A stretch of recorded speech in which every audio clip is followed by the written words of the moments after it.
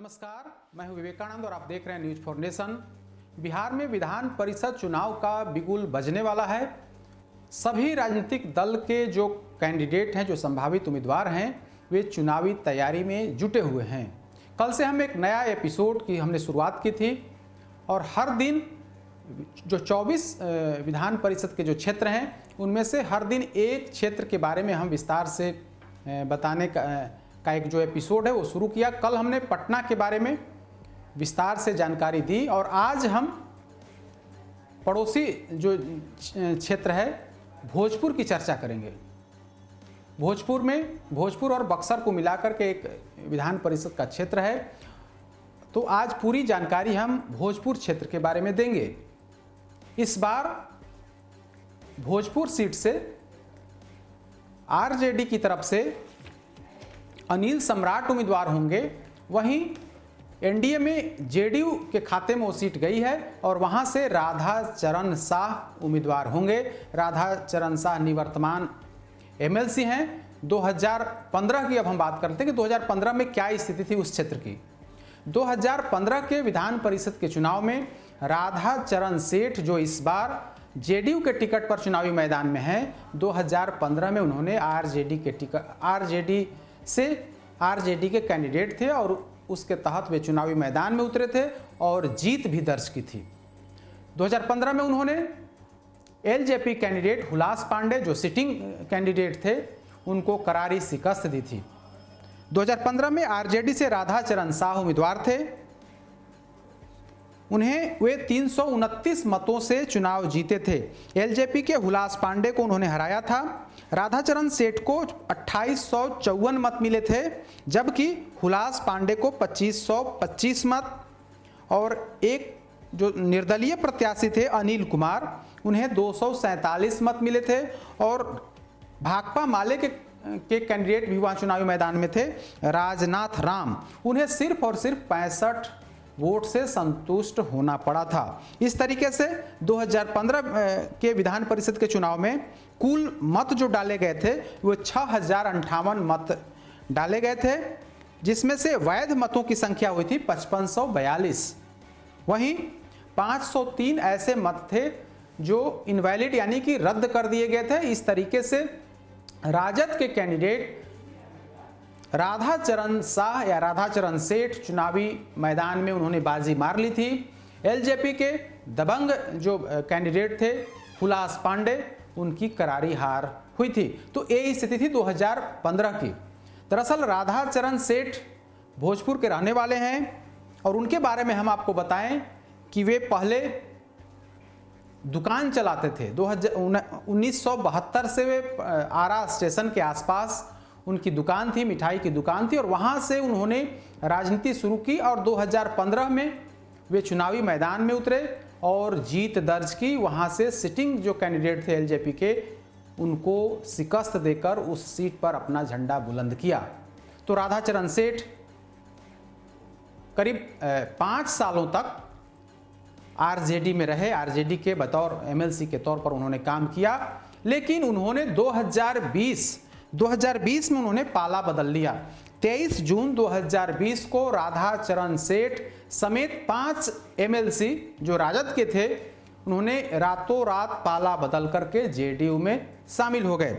जो लोग शामिल हुए थे उसमें राधा चरण सेठ के अलावे दिलीप राय, कमरे आलम, संजय प्रसाद, राधा चरण सेठ और रणविजय सिंह, ये 5 ऐसे एमएलसी थे जो राजद के थे, लेकिन रातों रात जेडीयू नेताओं ने उन्हें अपने पाले में मिला लिया और इस तरीके से 2020 यानी कि 23 जून 2020 के बाद राधा चरण सेठ जेडीयू के एमएलसी हो गए। इस बार एनडीए में सीट बंटवारे में जो भोजपुर सीट है वो जेडीयू के खाते में गई है। वहां से एक बार फिर से राधा चरण सेठ इसको उम्मीदवार बनाया जा रहा है। वे तैयारी कर रहे हैं, लगातार पंचायत प्रतिनिधियों से संपर्क कर रहे हैं, जनसंपर्क कर रहे हैं। उनका दावा है कि इस बार वे सत्ताधारी जो गठबंधन है उसके उम्मीदवार हैं और इसका लाभ उन्हें सीधा मिलेगा। धन बल में भी वे काफ़ी मजबूत हैं। कहा जाता है कि उस इलाके में इनकी अच्छी पकड़ है। काफ़ी पैसे वाले हैं, कई कारोबार हैं इनका। बताया जाता है कि बालू में भी इनका बड़ा साम्राज्य है उस इलाके में, और सारे लोग कहीं ना कहीं इनसे जुड़े हुए हैं, और इसका सीधा लाभ कहीं ना कहीं सेठ जी को यानी कि राधाचरण शाह को मिल सकता है, मिलते हुए दिख भी रहा है। वे लगातार संपर्क कर रहे हैं, पंचायत प्रतिनिधियों से मुलाकात कर रहे हैं। कहा तो यह भी जाता है कि सर्टिफिकेट खरीदने का जो काम है वह भी द्रुत गति से जारी है, क्योंकि अब तक इस चुनाव से पहले तक ऐसा ही होते आया है कि जो प्रतिनिधि होते हैं, जो संभावित कैंडिडेट होते हैं, वे पंचायत प्रतिनिधि जो वोटर होते हैं, उन वोटरों के सर्टिफिकेट को लोग अघोषित तौर पर खरीद लेते हैं। कहा जाता है कि इसमें काफ़ी जो पैसे खर्च होते हैं, एक एक वोट की कीमत 5,000 से लेकर के 10,000 या फिर उससे भी अधिक होती है, ऐसा कहा जाता है।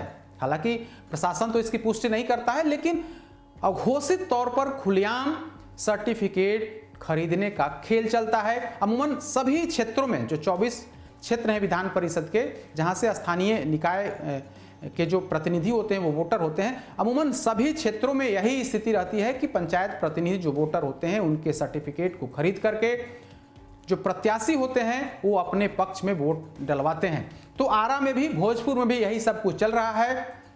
जेडीयू के कैंडिडेट तो पैसे वाले हैं ही, आरजेडी के जो कैंडिडेट हैं वो भी कम मजबूत नहीं हैं। पैसे के मामले में वे भी काफ़ी मजबूत हैं। हालांकि राजनीतिक सूझबूझ सेठ जी के मुकाबले में नहीं है। वे कम उम्र के हैं, जो राजद के कैंडिडेट हैं वे कम उम्र के हैं।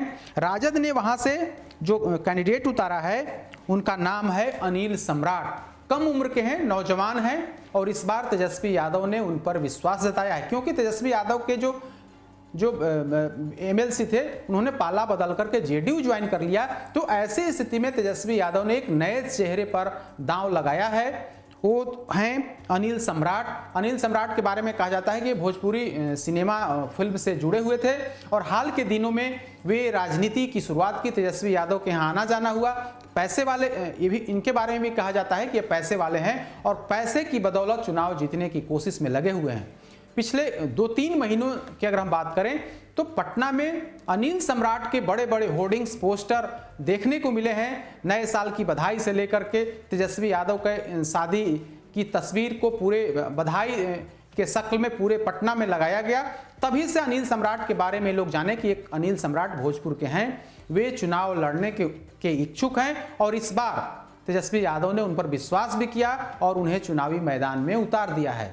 अनिल सम्राट के बारे में कहा जाता है कि अनिल सम्राट के पिता जो नंद किशोर यादव, ये पॉलिटिशियन थे, और ये जो है एक पहले किसी मंत्री के यहाँ पीए का काम करते थे, और उसके बाद वे जेडीयू में रहे। जेडीयू में भोजपुर के जिलाध्यक्ष भी रहे हैं। तो नंद किशोर यादव के बेटे अनिल सम्राट राजद के कैंडिडेट हैं। हालांकि जब आरजेडी ने अनिल सम्राट को टिकट को वहां से उम्मीदवार बनाया है, इसके बाद इनके पिता नंद किशोर यादव ने जेडीयू छोड़ दिया है। जेडीयू से वे अपने आप को अलग कर लिए हैं। तो ये स्थिति है अनिल सम्राट की।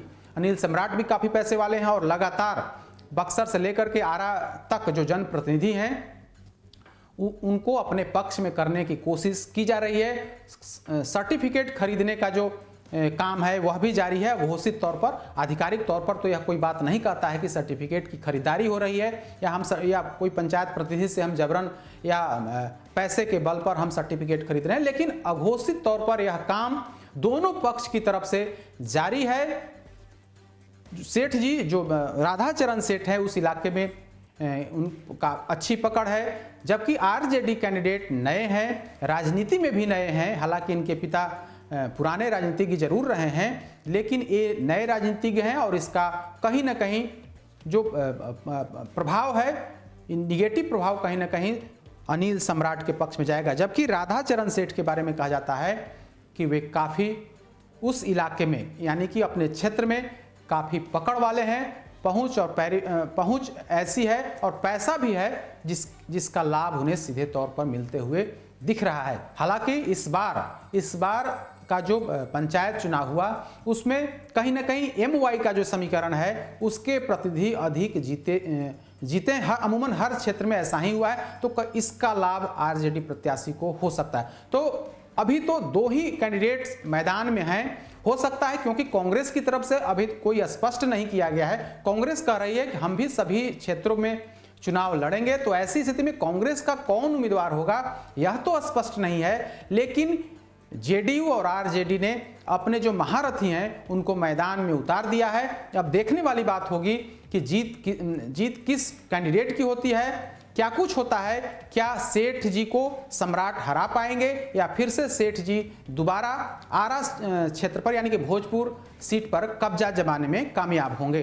तो यह आज आरा के बारे में, भोजपुर के बारे में हमने विस्तार से बताया कि दोनों कैंडिडेट की क्या स्थिति है, दोनों का जो जिस तरीके से जो राधाचरण सेठ हैं वो अपनी दावेदारी कर रहे हैं कि एक बार फिर से हम जीतेंगे।